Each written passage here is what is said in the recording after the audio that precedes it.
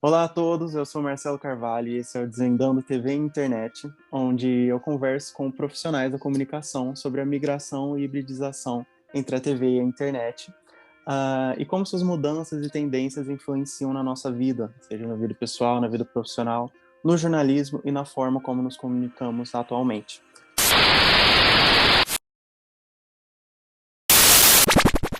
Para conversar comigo hoje, eu trouxe esse profissional tem um currículo enorme e é um ex-professor de telejornalismo da UNAERP, coordenador de pós-graduação em marketing digital e mídias digitais no Senac de Ribeirão Preto, presidente da APP Ribeirão e colunista da CBN e Mundo Zoom.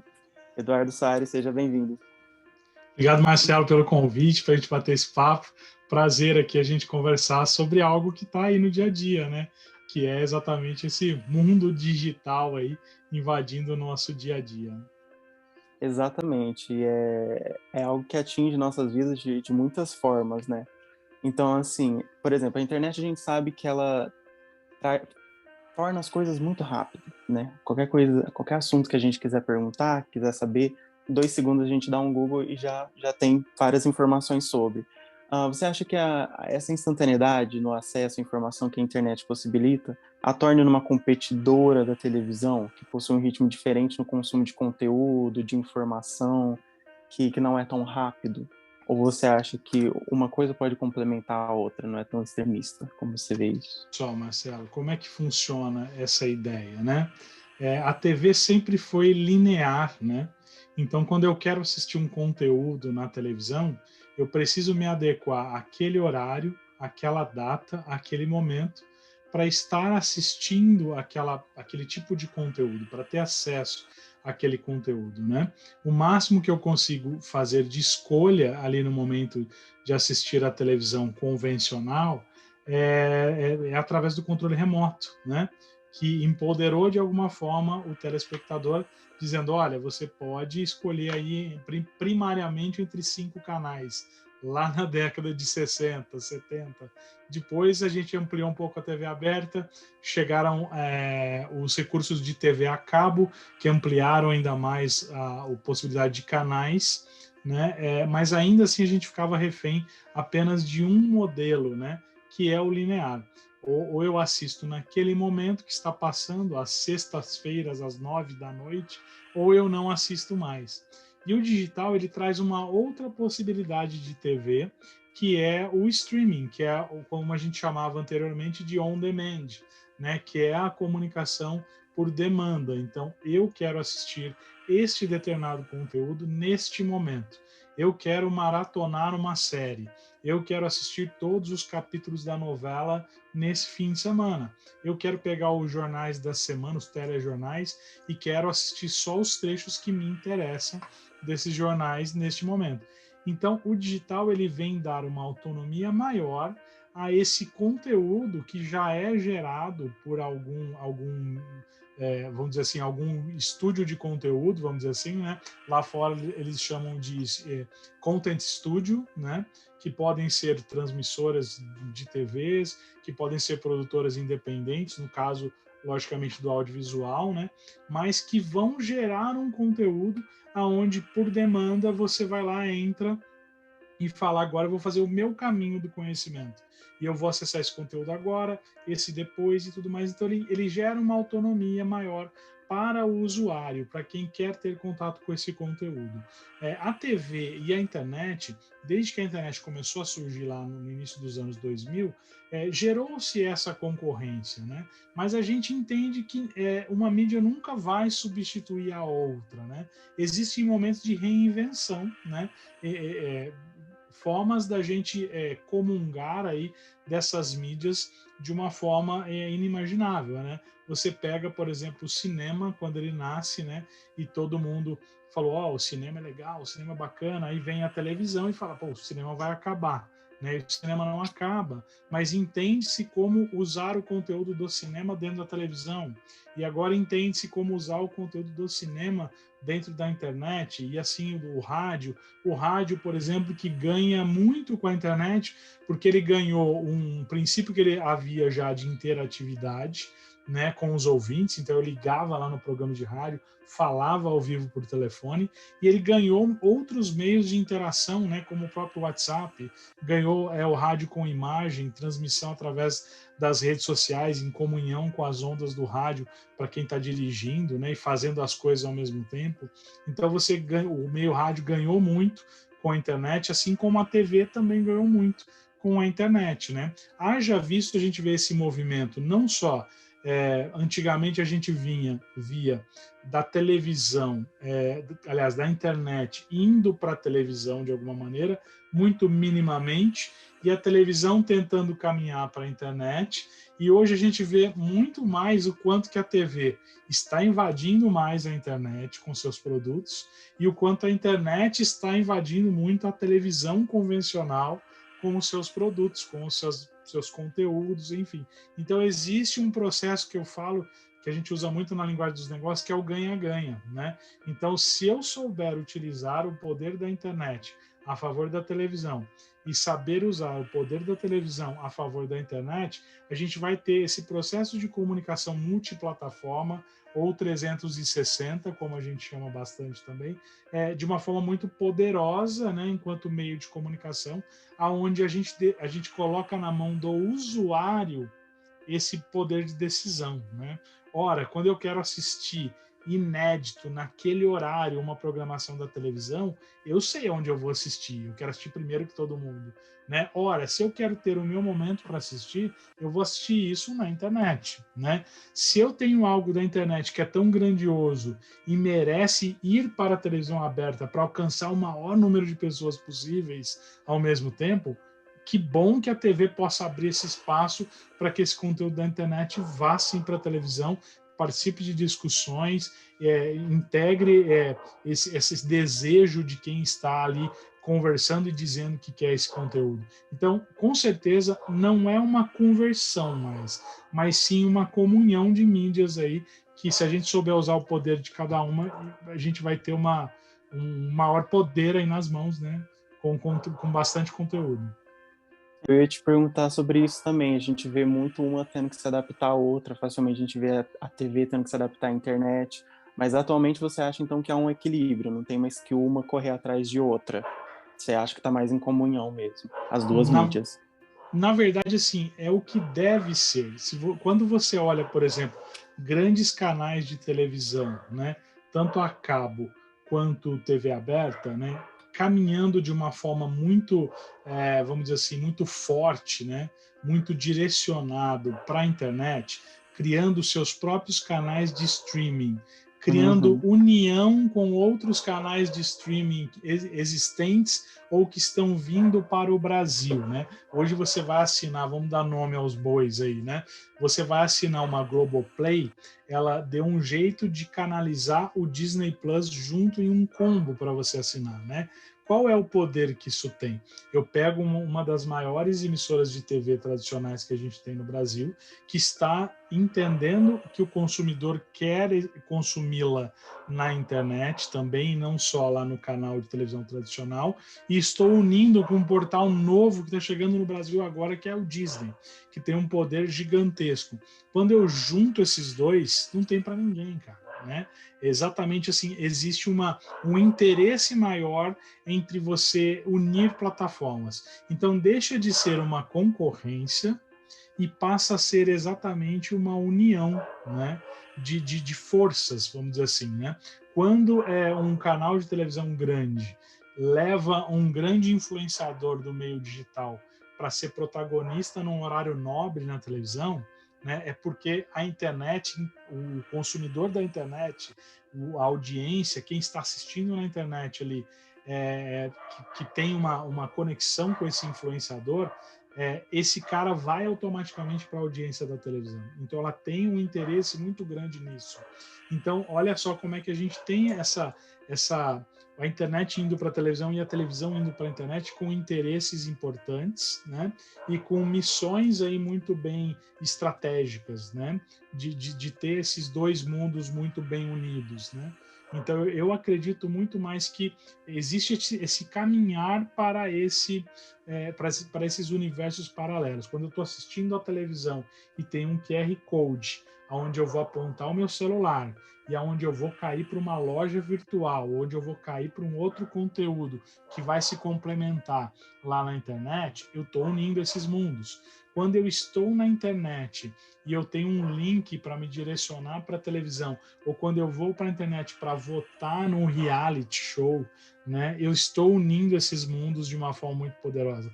Quando eu pego e tem um quadro dentro de um programa de televisão, onde aparecem os comentários que as pessoas fizeram na internet sobre aquele conteúdo, né, eu estou unindo esses mundos. Então, essa união dos mundos é muito importante e é o que, na verdade, as pessoas esperam, né? O que a gente chama ou chamava de segunda tela, que é a gente estar assistindo a televisão, por exemplo, um jogo de futebol com o celular na mão e inquietamente a gente comentando sobre tudo que está acontecendo na televisão, nas redes sociais, eu estou, na verdade, dando um valor e integralizando esses mundos. Então, é um caminho muito mais para uma sobrevivência junta do que para uma antropofagia, vamos dizer assim, né? Para que um engula o outro ou que um faça desaparecer, né? Então, o que vem se preconizando e buscando é exatamente a união do poder desses meios aí, né? Entendendo que quem define é o consumidor, é quem vai assistir em estar nesses mundos aí, né? Exatamente, virar algo coletivo, você assistir, podendo comentar na internet, né? Podendo interagir com outras pessoas. É muito legal esse poder que a internet traz, combinando E com a essa, televisão. e essa questão, você sinaliza muito bem, né? Essa questão da participação, né? O quanto Uhum. que antes, na televisão tradicional, a gente participava muito pouco. Nós éramos consumidores passivos. A gente sentava em frente à televisão e a gente assistia à televisão, né? Nas primeiras televisões, transmissões, inclusive, as pessoas, os pais, a família juntavam em torno da televisão e era um momento assim, comer quieto. Então ninguém podia conversar porque atrapalharia absorver aquilo que estava vindo da televisão. Então só a televisão falava, né? E aí surge toda aquela metáfora dos anos 80, das críticas dos anos 90, né? Até teve a música do Titãs, né? A televisão me deixou burro, muito burro demais, né? Tem toda essa cultura em volta aí, mas por quê? Porque na verdade as pessoas não tinham vozes, né? E a internet ela veio trazer essa voz, né? Veio inclusive equilibrar esse jogo. Ora, não é só a televisão que fala, eu também falo com a televisão, né? Então a gente desmistifica esse processo de que existe um conteúdo de alguém, um ser maior e supremo chamado televisão, que vem e vomita em cima das pessoas e as pessoas não participam disso.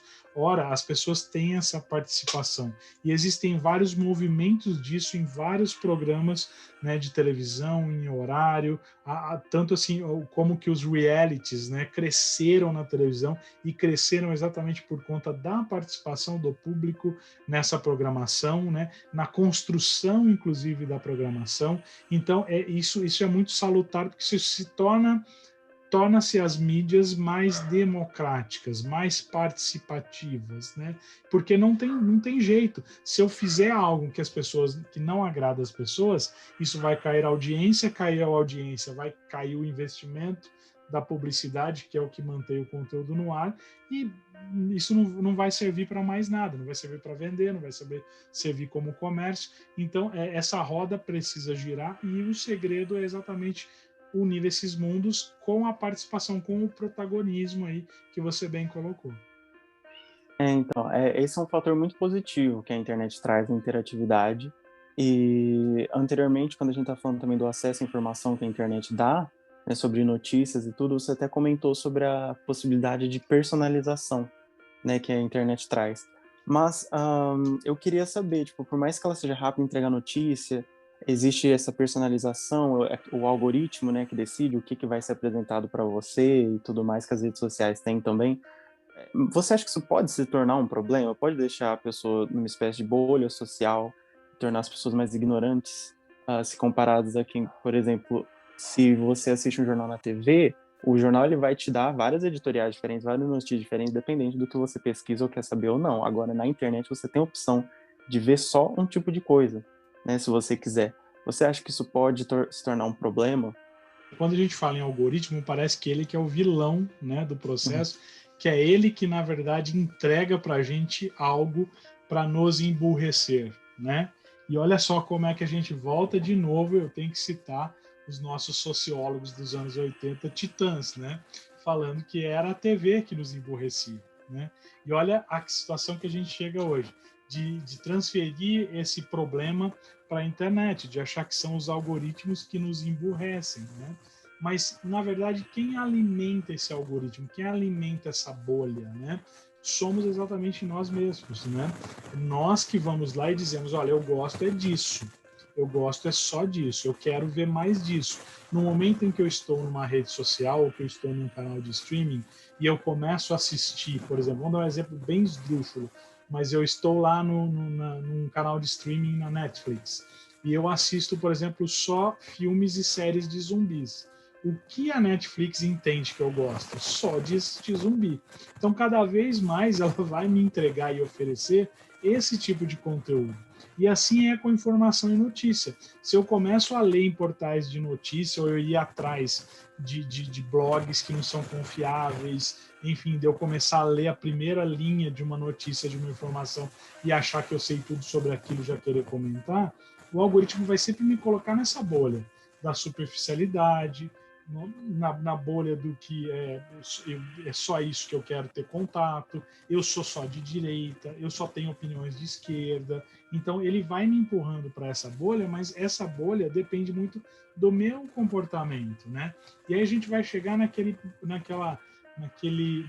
termo, ou naquele diálogo clichê, né? Que a gente vai dizer que é muito mais fácil proibir isso, né? Dizer assim, ah, não, queima a internet na fogueira, né? Como a gente fazia com as pseudos bruxas lá na Inquisição, né? Não, pensa diferente, queima isso, joga fora, né? Isso não presta. E aí a gente não vai evoluir enquanto sociedade, né? Porque essa mesma rede social que a gente pode ter uma crítica em torno dela, ou essa própria internet, vamos dizer assim, online, que pode nos jogar dentro de uma bolha e nos tornar mais superficiais, vamos dizer assim, é esse mesmo ambiente que nos deu vozes, né, para a gente dialogar, para a gente conversar que a gente não tinha antes, né? Tem até um livro muito legal do Manuel Castells, né, que ele é o mesmo livro o mesmo escritor da Era da Sociedade da Informação.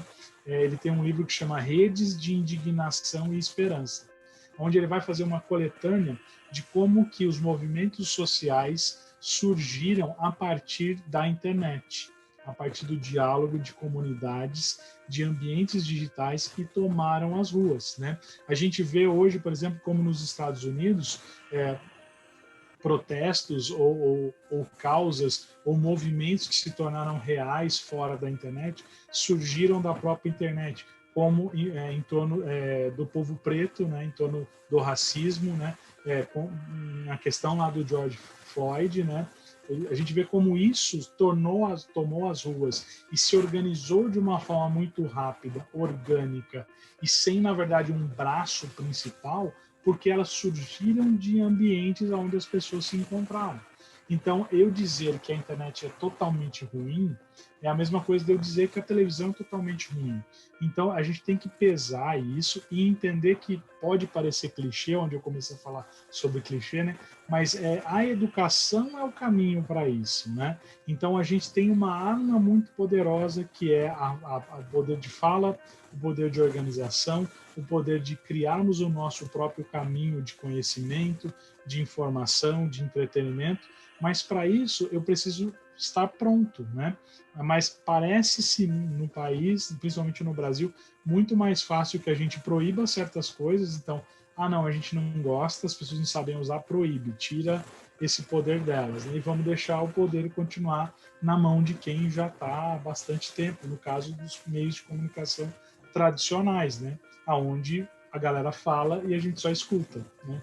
E aí a gente tem que entender como trabalhar uma educação melhor, ensinar as pessoas a usarem o digital para serem protagonistas, para poderem criar seu próprio caminho de conteúdo, para entenderem melhor a informação, para seguir canais seguros, né? As fake news, por exemplo, são um grande problema que a gente mesmo criou, né? Na internet, né?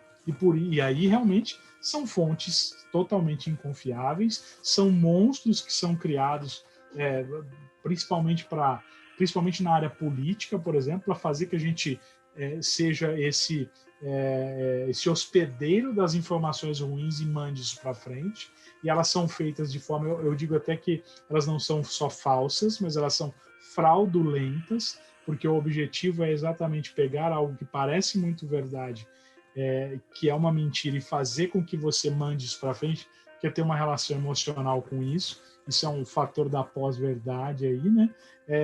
E aí a gente vira esse hospedeiro e continua emanando coisas ruins. Então, entender o próprio papel do jornalista, que ficou muito embrionário e muito assustado com a internet e achando que ele não teria mais função na sociedade, para mim foi ao contrário. A internet tornou o jornalismo muito mais poderoso. O real jornalismo, o jornalismo de verdade, aquele que tem apuração, que tem voz, que tem opinião muito mais forte, né? Porque Então, para aí você, a internet agregou bastante o jornalismo.